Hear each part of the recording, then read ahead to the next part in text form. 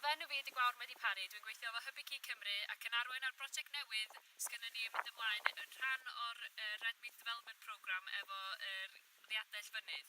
Felly, da ni'n mynd i drio cynyddu y nifer o ddiadelloedd sy'n performance recordio yng Nghymru drwy ddefnyddio DNA shepherding. Felly, galluogi mwy o ffermydd commercial i fedru performance recordio heb orfod ymyrryd gormod ar y defaid adeg gwyna.